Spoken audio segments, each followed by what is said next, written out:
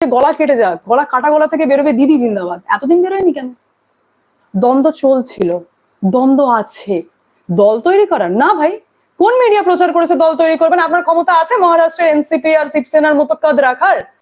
আপনি তো এটাই বলতে চাইছেন না যে ভেঙে যাবে দল। অভিষেক ব্যানার্জি উঠে বলবেন আমি মেন তৃণমূল কংগ্রেস, মমতা ব্যানার্জি বলবেন আমি মেন। কেন ভাই?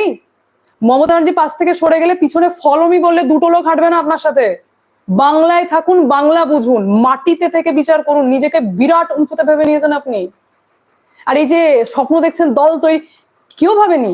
সবাই জানে যে আপনাদের মধ্যে একটা ইন্টারনাল দ্বন্দ্ব চলছে, যে দ্বন্দ্বটা হচ্ছে যে পিসি তুমি ছাড়ো, আমি তোমার থেকে বেশি ম্যানেজমেন্ট করতে পারবো, আমি তোমার থেকে বাংলাকে আরো ভালো চালাতে পারবো, আগামী বিধানসভায় ফেস আমাকে করে দাও। এটা হচ্ছে মেন, আর কিছু না, নাথিং। আমি বলছি আপনাদেরকে, এটাই বোঝা যাচ্ছে, যার জন্য